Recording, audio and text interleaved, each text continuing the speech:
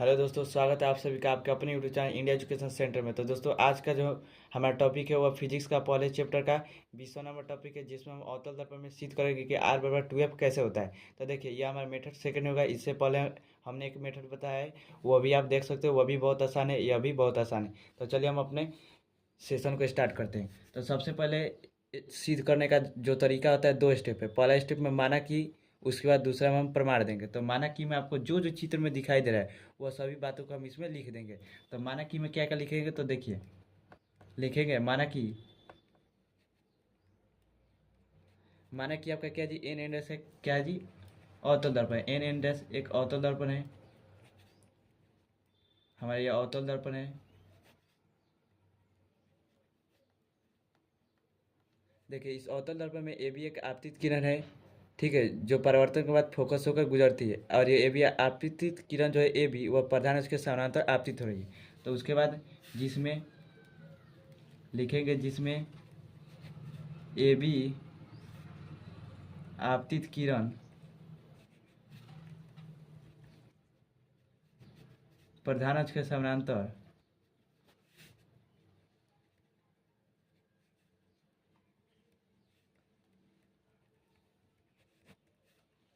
दर्पण पर आपतित होती है। देखिए, ये हमारा आपतित होती है। और देखिए, जब ये आपतित होती है, परावर्तन के बाद फोकस से होकर गुजरती है, एफ से होकर गुजरती है, एफ फोकस से होकर गुजरती है।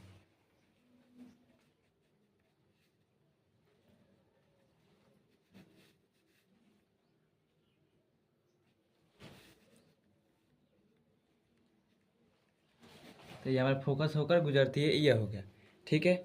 उसके बाद आपका जो एक अभिलंब खींचे हैं, इस आपतित किरण या परावर्तित किरण के बीच अभिलंब हमारा सी बी है, सी बी अभिलंब है। एकदम धीमे धीमे से समझेंगे, जल्दबाजी नहीं है, जैसे कि चित्र में दिखाया गया है।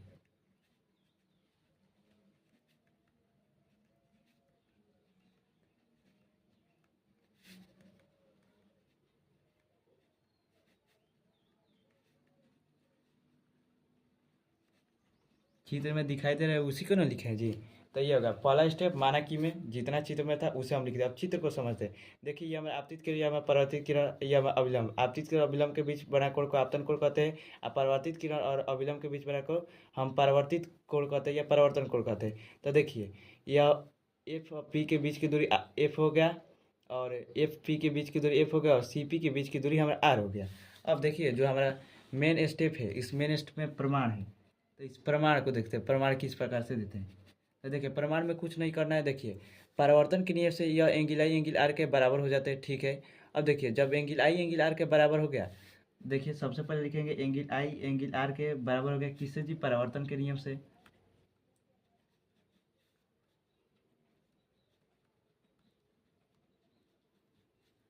परावर्तन के नियम से एंगल आई एंगल आर के बराबर हो गया।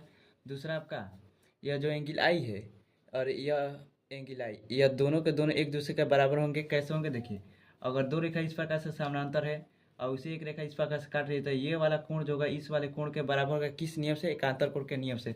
वही एंगल आई के बराबर हो जाएगा, किससे जी, आपका एकांतर कोण के नियम से। एकांतर कोण के नियम से हो जाएगा, मतलब एकांतर कोण से हो जाएगा, ठीक है। ये होगा हमारा एकांतर कोण से। अब देखिए, यह जो एंगल आई है एंगल आर है, यह दोनों एक दूसरे के समान है। तो हम कह सकते हैं ना कि एंगल आई जो है और एंगल आर है वो एंगल थीटा के बराबर है, ठीक है।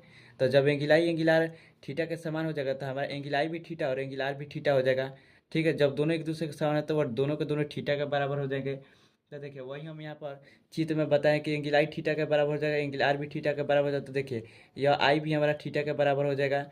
तो जब यह आई भी हमारा थीटा बराबर हो जाएगा, तो अब देखिए, अब यह टू थीटा कहाँ से आ गया, तो देखिए इस पूरे दूरी को, यह थीटा दोनों थीटा को मिला कर यह टू थीटा हो गया, ठीक है। दोनों कोणों के योग इस कोण के बराबर होगा। क्योंकि देखिए ना, आपको हम बताए हैं अभी कि एकांतर कोण में इधर वाला सभी कोण का योग इधर वाला कोण के बराबर, मतलब ये वाला कोण के बराबर होता है एकांतर कोण के नियम से। तो हम एक और यहाँ पर कह सकते हैं कि हमारा जो angle theta plus angle theta बराबर में एंगल टू थीटा के बराबर होगा एकांतर कोण के नियम से, ठीक है। एकांतर कोण से। अब देखिए यह एकांतर कोण से आपका बराबर हो गया। देखिए इतने बातों को आपको परीक्षा में नहीं लिखना है, ठीक है। एक क्या ली जो प्रमाण है उस प्रमाण को हम आपको समझाने के लिए बताए हैं चित्र में, आपको यह कोण किस प्रकार से होगा। अब देखिए अब यहाँ से ना आपको मेन लिखना है। तो मेन में सबसे पहला आपका एक त्रिभुज लेंगे, उसके बाद दूसरा त्रिभुज लेंगे। तो एक त्रिभुज हमारा जो है CBF है, जिसमें थीटा यह वाला कोण है। इस वाले कोण को निकालेंगे, उसके बाद इस वाले कोण को निकालेंगे, इस वाले कोण को इस कोण में रख देंगे और हमारा मान आ जाएगा। तो इसमें हम रखते हैं। तो देखिए त्रिभुज हमारा CBP में, तो देखिए त्रिभुज CBP में आपका जो tan थीटा है वो tan थीटा लंब बटे आधार होता है। तो देखिए इससे BCP में आपका लंब, इस कोण के सामने वाला लंब आपका BP है, आधार आपका CP है। तो हम लिखेंगे कि BP बटे में CP लिख दिए, ये हो गया। अब देखिए अब मान लेंगे कि हमारा जो tan थीटा है वो बहुत ही छोटा है। tan थीटा यदि जो हमारा tan थीटा हो, यदि tan थीटा बहुत छोटा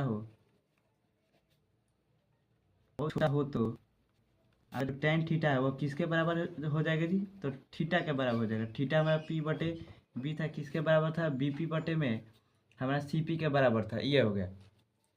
अब देखिए यह हमारा हो गया BP बटे CP का, यह हम समीकरण फर्स्ट मान लेते हैं। अब देखिए दूसरे त्रिभुज से दूसरा समीकरण निकालते हैं। तो दूसरे त्रिभुज को इधर देख लेते हैं, इधर बांट कर इस प्रकार से। अब यहाँ पर दूसरा त्रिभुज लीजिएगा। त्रिभुज आप देखिए कौन सा दूसरा लेंगे, जो 2 थीटा है। 2 थीटा त्रिभुज BF और जो P है यह हमारा त्रिभुज है। त्रिभुज BAP में हम यहाँ पर भी tan 2 थीटा निकालेंगे, क्योंकि वहाँ पर 2 थीटा है। तो 2 थीटा में P बटे B होता है, P बटे B का मान रखेंगे BP हो जाएगा, उसके बाद हम FP रखेंगे।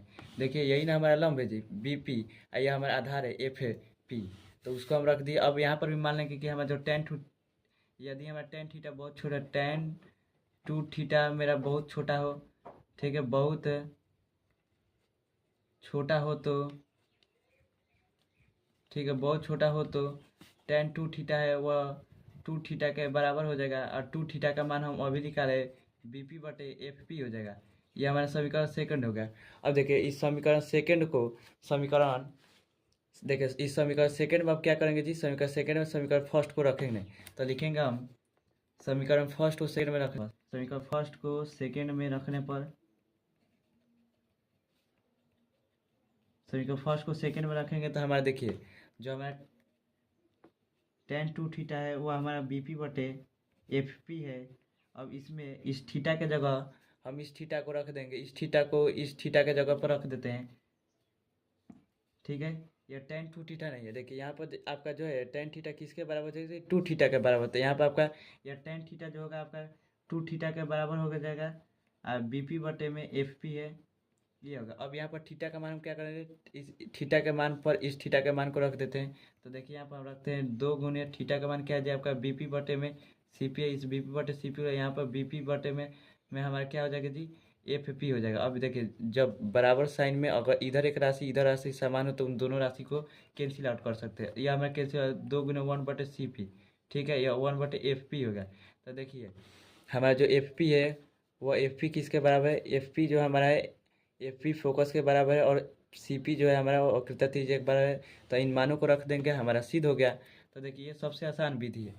तो देखिए 2 गुने जो हमारा CP है वह किसके बराबर थी, वक्रता त्रिज्या के बराबर था, और ये हमारा फोकस के बराबर। अब इसे हम गुना कर देते हैं तो 2F बराबर हो जाएगा R, मतलब R बराबर में 2F सिद्ध होगा, ठीक है, यह हमारा सिद्ध होगा। उसके बाद हम इसे इधर भेज देते हैं, R बराबर 2F है तो इसे F बराबर में R/2, दोनों को दोनों हमारा क्या हो गया जी, सिद्ध हो गया। तो देखिए कितना आसान यह मेथड था, इस मेथड से आप आसानी से इसे सिद्ध कर सकते हो। यह हमारा प्रूफ हो गया। आशा करता हूँ दोस्तों यह ट्रिक आपको समझ में आया होगा, या दूसरा तरीका भी आपको अच्छा से समझ में आया होगा।